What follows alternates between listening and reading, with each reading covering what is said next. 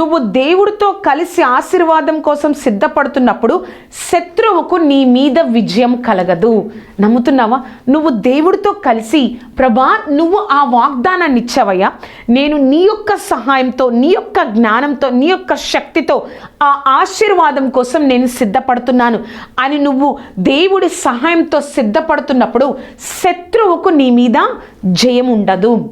ఎస్తేరు ప్రార్థన చేసింది. 3 రోజులు ప్రార్థన చేసిన తర్వాత రాజు దగ్గరికి వెళ్ళింది. రాజు దగ్గరికి వెళ్ళి 2 రోజుల విందుకు ఆహ్వానించింది. ఆ విందుకు ఆహ్వానించినప్పుడు హామాను ఎంతగానో గర్వించాడు. నన్ను మాత్రమే, రాజు తర్వాత నన్ను మాత్రమే రాణి విందుకు ఆహ్వానించిందని అక్కడ వాళ్ళందరికీ చెప్పుకున్నాడు. అప్పుడు మర్దకాయని చూసినప్పుడు హామానికి కోపం వచ్చింది. నేను ఇంతగా హెచ్చింపబడుతున్నా అతడు సాష్టాంగ నమస్కారం చేయట్లేదు, నాకు మొక్కట్లేదు అని చెప్పి కోపం తెచ్చుకొని అతని కోసం ఇంటికి వెళ్ళి ఉరికొయ్య చేశారు. ఆ రాత్రి ఆ ఉరికొయ్య చేశాను, ఆ యొక్క మర్దకాయ కోసం చంపడం కోసం దాన్ని పెట్టాను అని చెప్పి రాజుకి చెప్పడానికి వచ్చారు. ఆ రోజు రాత్రి రాజుకి నిద్ర పట్టట్లేదు. ఆ రోజు రాత్రి రాజుకి నిద్ర పట్టకపోతే రాజు రాజ్య సమాచార గ్రంథాన్ని తీసుకొచ్చి చదివిస్తూ ఉన్నారు. చదివిస్తూ ఉన్నప్పుడు రాజు కోసం మర్దకాయ ఎలా నిలబడ్డాడో, ప్రాణహాని నుంచి ఏ విధంగా కాపాడాడో ఆ విషయం చదివినప్పుడు రాజు అయ్యో మర్దకాయకి ఏ ఒక్క బహుమానం ఇవ్వలేదా అని చెప్పి, బయట ఎవరన్నా ఉన్నారా అని చెప్పినప్పుడు అక్కడ సేవకుడు హామాను ఉన్నాడు ప్రభా అని చెప్పినప్పుడు హామాని పిలుస్తాడు. రాజు అడుగుతాడు, హామాను రాజుకు మేలు చేసిన వారికి ఏం చేయాలంటే, అప్పుడు కూడా హామాను నేను తప్ప ఎవరున్నారు ఇక్కడ రాజుకు మేలు చేసేవారని చెప్పి, రాజా ఏం చేయాలో తెలుసా ప్రభా, రాజుకు మేలు చేసిన వారిని ఏం చేయాలో తెలుసా, రాజవస్త్రములు ధరించి రాజు యొక్క గుర్రము మీద రాజకోట అంతా కూడా తిప్పి రాజుకు మేలు చేసిన వారిని ఈ విధంగా ఊరేగిస్తారు, ఈ విధంగా ఘనపరుస్తారని చెప్పాలి ప్రభా అని చెప్పినప్పుడు, అయితే నువ్వు చెప్పిందంతా నువ్వు వెళ్ళి మర్దకాయకి చెయ్యి అని హామానుకు చెప్తాడు.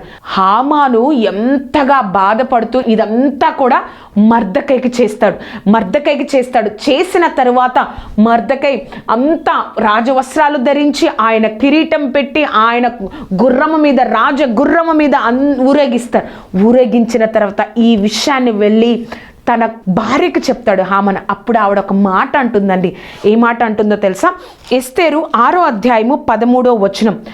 హామాను తనకు సంభవించినదంతయు తన భార్య అయిన జెరెషునుకును తన స్నేహితులందరికీ తెలపగా, అతని యొద్దనున్న జ్ఞానులు అతని భార్య అయిన జెషురును, ఎవని చేత నువ్వు అధికార నష్టము కలుగుచుందో ఆ మర్దకాయ యూదుల వంశ వాడైన ఎడల అతని మీద నీకు జయము కలగదు, అతని చేత అవశ్యముగా చెడిపోవుదు అని అతనితో చెప్పాను.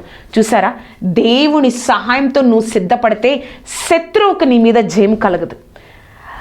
వాళ్ళే చెప్పారు నీకు ఆ మర్దకాయ మీద జయం కలగదు అని. చూసారా, మనము కూడా దేవుడి సహాయంతో వాగ్దానంతో మనం సిద్ధపడితే శత్రువుకి మన మీద జయం కలదు. ఆ సెకండ్ పాయింట్లో ABC చూద్దామండి.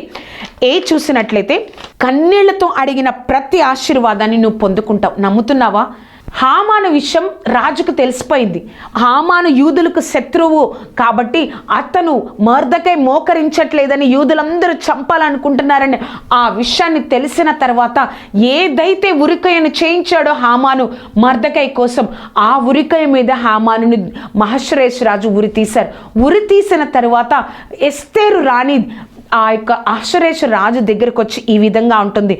ఎస్తేరు గ్రంథము 8వ అధ్యాయము 3వ వచనం. మరియు ఎస్తేరు రాజు ఎదుట మనవి చేసుకొని అతని పాదముల మీద పడి అగాగీయుడైన హామాను చేసిన కీడును, అతడు యూదులందరికీ విరోధంగా తలించిన యోచనను వ్యర్థపరచుడని కన్నీటితో అతన్ని వేడుకొనగా, హామాను మాకింత కీడు చేశాడు మా వంశస్థులకు అని కన్నీటితో ఎస్తేరు వేడుకున్న తర్వాత ఏం జరిగిందో తెలుసా? 8వ అధ్యాయము 7వ వచనం. రాజైన అహష్వేరోషు రాణి అయిన ఎస్తేరుకును యూదుడైన మర్దకాయకును ఇలాగు సెలవిచ్చాను, హామాను ఇంటిని ఎస్తేరుకి ఇచ్చి ఉన్నాను. అతడు యూదులను హతము చేయుటకు యత్నించినందున అతడు ఉరికొయ్య మీద ఉరి తీయబడెను.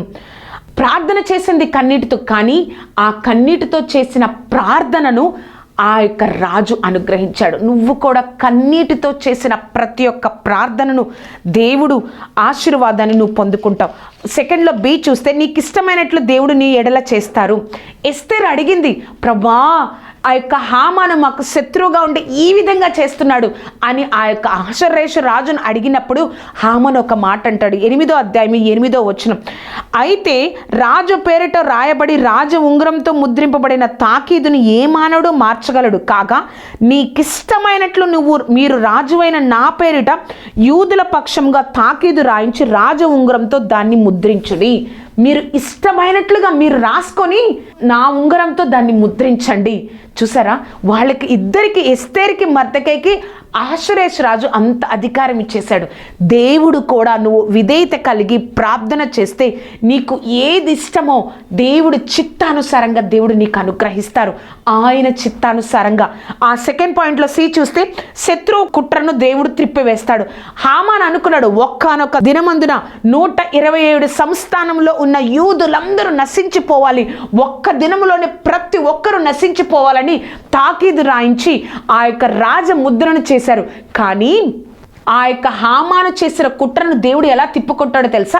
ఎస్తేరు గ్రంథము 8వ అధ్యాయము 11వ వచనంలో, రాజైన అహష్వేరోషు రాజు యొక్క సమస్త అన్నిటిలో ఒక్క దినమందే, అనగా ఆదారు అను 12వ నెల 13వ దినమందే ప్రతి పట్టణమందుండును యూదులు కూడుకొని తమ ప్రాణమును కాపాడుకొనుటకు ఆయా ప్రదేశంలో నుండి తమకు విరోధులకు జనులైన సైనికులందరినీ, శిశువులను, స్త్రీలను కూడా సంహరించి హతము చేసి నిర్మూలపరిచిరి. శత్రువేమో ఒక్క రోజులోనే యూదులందరూ చనిపోవాలనుకున్నారు, కానీ దేవుడు ఎలా తిప్పికొట్టారంటే యూదులకు విరోధమైన వారందరూ ఒక్క రోజులోనే చనిపోయేటట్టు చేశారు. సెకండ్ పాయింట్లో డి చూస్తే, శత్రువుకు నీ వలన భయము కలుగుతుంది. 8వ అధ్యాయము 17వ వచనం, రాజు చేసిన తీర్మానమును అతడి చట్టమును వచ్చిన ప్రతి సంస్థానమందు ప్రతి పట్టణమందు యూదులను ఆనందమును సంతోషము కలిగెను.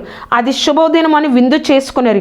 మరియు దేశ జనులలో యూదుల ఎడల భయము కలిగెను గనుక అనేకులు యూదుల మతమును అవలంబించిరి. చూసారా, దేవుడు వారి ఎడల చేసిన కార్యాన్ని చూసినప్పుడు శత్రువులకు, ఆ యూదులకు విరోధంగా నిలబడే వారందరికీ వారికి భయం కలిగి అనేక మంది యూదుల మతమును అవలంబించారంట.